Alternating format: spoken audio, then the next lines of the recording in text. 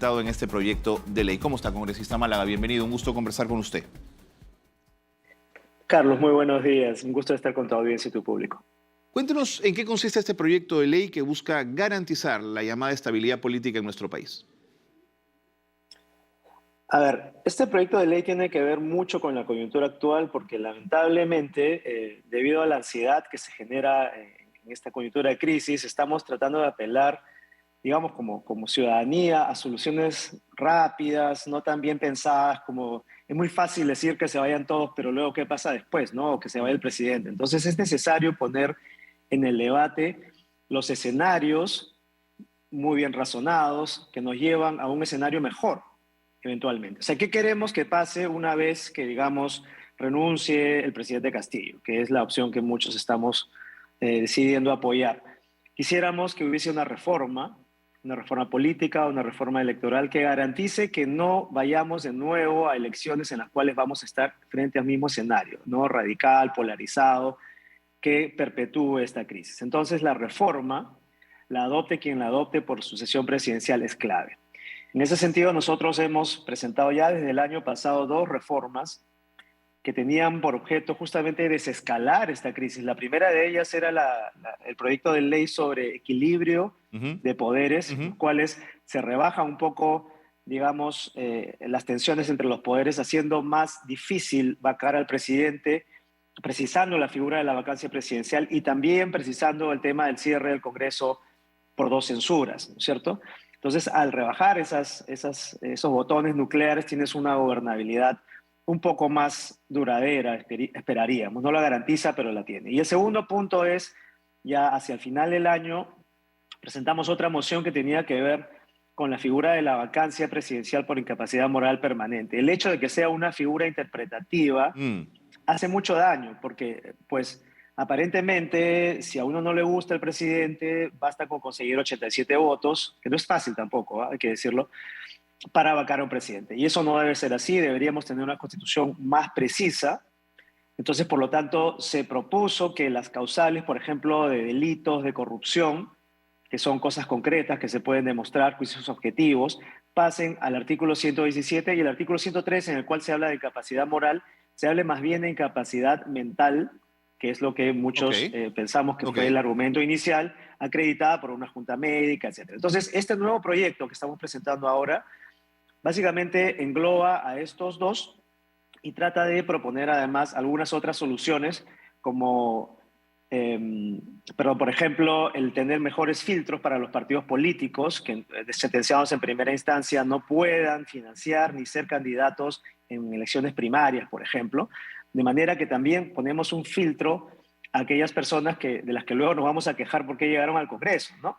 Entonces, esto es parte de un paquete de reformas que no está completo todavía, tienen también los que ha propuesto la congresista Adriana Tudela, y creo que hay que darle la bienvenida y saludar a todos los proyectos que se esmeren en lograr un cambio sustancial en la regla de juego, como por ejemplo los distritos uninominales, Claro, es una reforma más el profunda voto a ese nivel. voluntario. Claro, y nos falta todavía hablar de la bicameralidad, Por supuesto, por ejemplo. por supuesto. Ahora, Entonces, hacia ahí nos encaminamos. este es un proyecto, el que han presentado ustedes, que se aboca a ampliar la responsabilidad presidencial, lo cual me parece importante, pero se convierte en un arma de doble filo para los buenos presidentes y para los malos presidentes. Es decir, si las causales aumentan y además la fiscalía entra a tallar a nivel de la acusación por crimen organizado, lesa humanidad y otros delitos, ¿no lo dejamos en nuestra tradición presidencialista muy expuesto al jefe de Estado? Efectivamente hay un riesgo que se está corriendo como bien lo dices, dejar algo más expuesta a la figura presidencial en un régimen que es sumamente presidencialista, pero sin embargo hay que sopesar, ¿no? Argumentos a favor y en contra. Últimamente la evidencia nos dice que la corrupción es sumamente alta en el Perú y en casi todos los gobiernos que hemos tenido hemos visto una alta tasa de corrupción que lamentablemente salpican a los presidentes de la República. Entonces yo considero que está justificada esta medida porque la realidad así lo dicta. Y también hay que decir que, claro, no hay ley perfecta.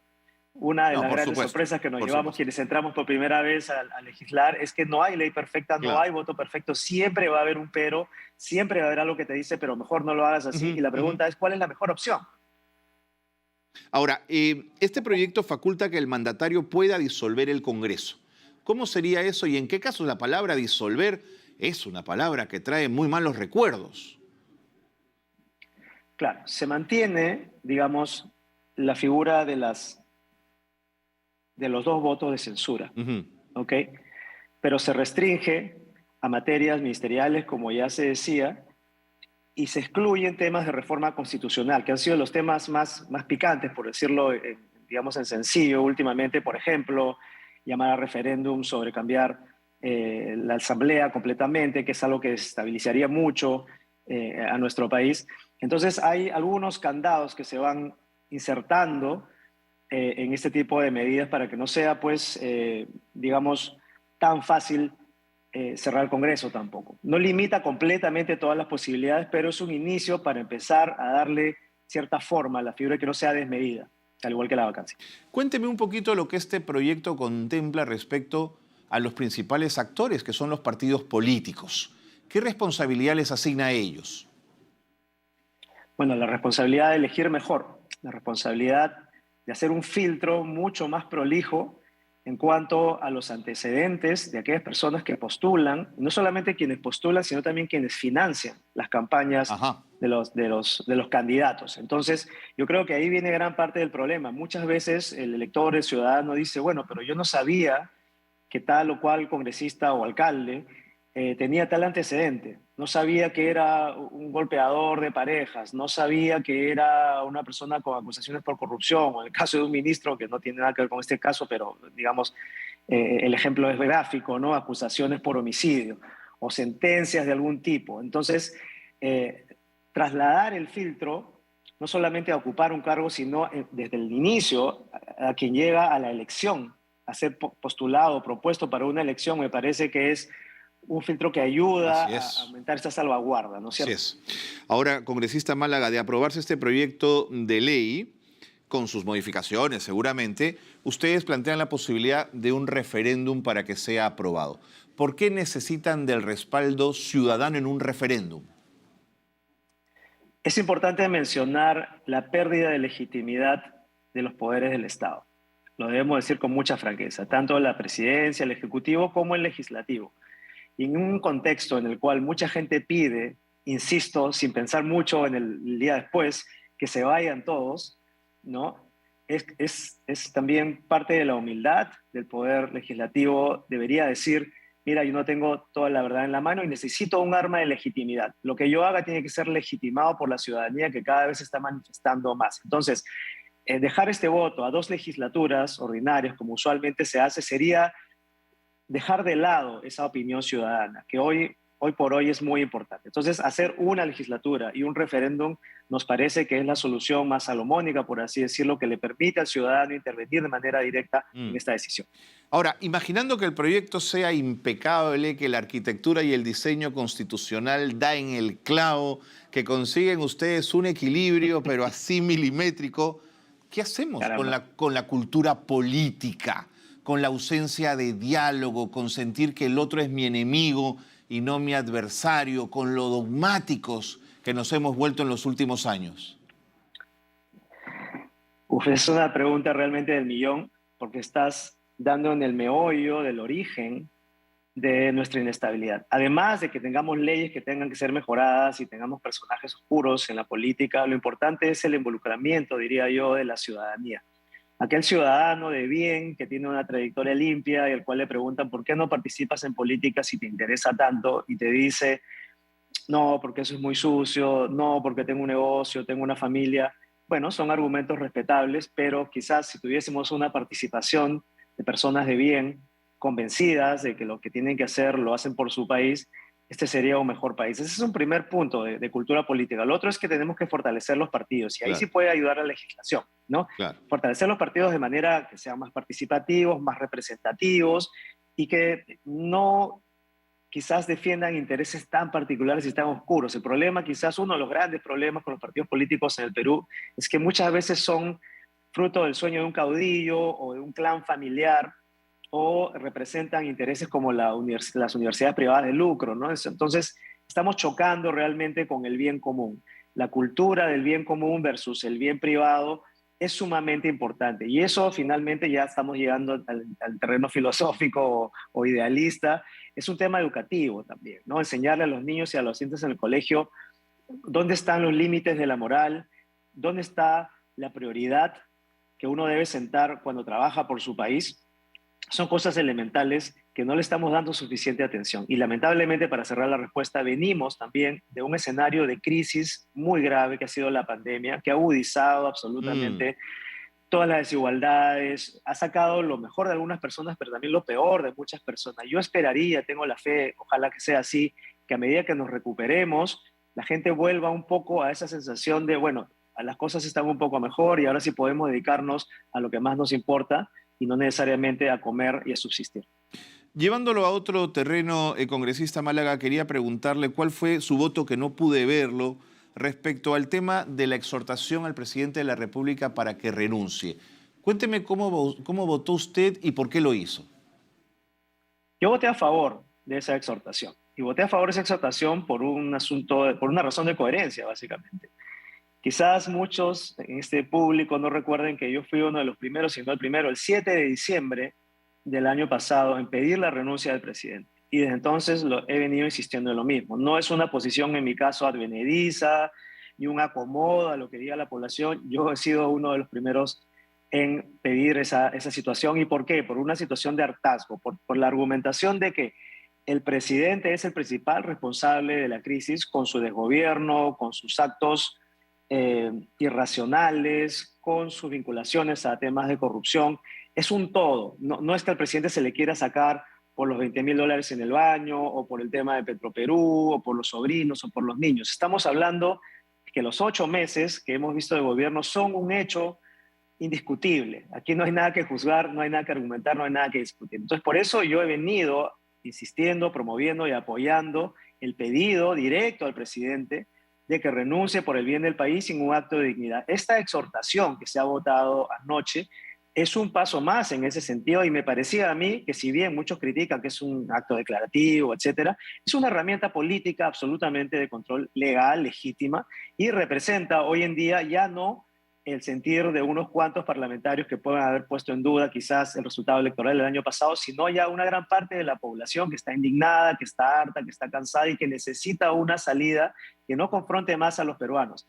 Vacar al presidente, echar al presidente, por decirlo de manera más sencilla, no es la solución más idónea. Si bien resolvería el tema de quién gobierna nuestro país, una persona competente o no, sin embargo, generaría un conflicto más, porque vamos a ver quiénes son los vacadores, que están ganando de esto, dividiría probablemente un poco más al país. Por eso la renuncia, insisto, es una alternativa que debe ser defendida como una alternativa parsimoniosa dentro de todo el caos, una alternativa que quizás nos permita ahora sí, respetando, esto es importante también decirlo, la sucesión presidencial y el Mm. voto popular. O sea, Perú Libre seguiría siendo el partido de gobierno, la vicepresidenta asumiría, Entiendo. nos permitiría mirar de cara a un acuerdo nacional que facilite las reformas con las que empezamos esta entrevista. Tomando su reflexión y poniendo sobre la mesa una pregunta que le hice el otro día a Elena Conterno de IPAE, congresista Málaga, este país ha tenido gobiernos que han ejecutado terrorismo de Estado. Ha tenido gobiernos que han llamado a nuestra población indígena ciudadanos de segunda clase, y nunca el Congreso de la República les exigió una renuncia. Usted el 7 de diciembre, a 6 meses de un gobierno errático, complejo, torpón, si usted quiere, ya estaba usted hablando de renuncia. Es decir, ¿cómo sostenemos la institucionalidad democrática en ese contexto? A ver, para empezar, cuando ocurrieron esas cosas yo era muy joven y no participaba del gobierno. Ahora estoy en el Congreso, efectivamente, y debo asumir una responsabilidad. Quiero definir ante su público mi manera de ver las cosas. Yo soy un científico, un tecnócrata, Así alguien es. que cree en la competitividad y en la superación, y alguien que, por estar en una carrera tan competitiva, no suele ser muy tolerante con los desempeños deficientes, y en eso se basa la excelencia académica. Entonces, esa es mi manera de ver las cosas. Entiendo. Yo apoyé y que no se diga que no hay una actitud institucionalista o democrática. Yo apoyé la elección del presidente Castillo. Yo defendí su legitimidad, jamás cuestioné su elección. Es más, me opuse a las iniciativas de investigar pues, si hubo fraude o no, resultado de las elecciones, etc. Le di la confianza a uno de esos gabinetes, critiqué a los otros tres. Siempre definí que era una, y también con mis compañeras del Partido Morado, que era una suerte de oposición, ni siquiera oposición, era una especie de vigilancia, un voto crítico, ¿no? Queríamos ayudar, hemos participado en reuniones con múltiples ministros para sacar adelante este gobierno. Nadie puede decir que hemos sido oposición destructiva, que no hemos cooperado, que no hemos intentado darle ayuda al presidente, que él mismo se ha negado. Luego de 6 meses, Carlos, uno tiene que poner un límite. Algunos decidirán que a los 2 meses, a los 6, a los 2 años o a los 5 años, esa es una prerrogativa que tenemos Le entiendo. según lo que consideremos nuestro mejor juicio. En mi caso, yo consideré que a los 6 meses el Perú ya no daba más, se iba a un despeñadero, y 2 meses después vemos que gran parte de la población piensa lo mismo. No es un tema de institucionalidad, estamos, Carlos, en un caso extremo. No es un caso comparable a los últimos 5 gobiernos, es un caso sumamente extremo que nos pone en peligro después de una pandemia. Ha sido usted muy claro, congresista Málaga, y reiterarle que esta es la casa de todos los peruanos. Véngase cuando quiera a conversar para poder seguir hablando de estos temas. Con todo gusto, le tomo la palabra. Muchísimas gracias, Claro que sí. congresista Málaga. Hasta la próxima. Buen día. Ahí estaban los argumentos del congresista Eduard Málaga, los pone sobre la mesa para una discusión abierta sobre reforma política en el país, que sin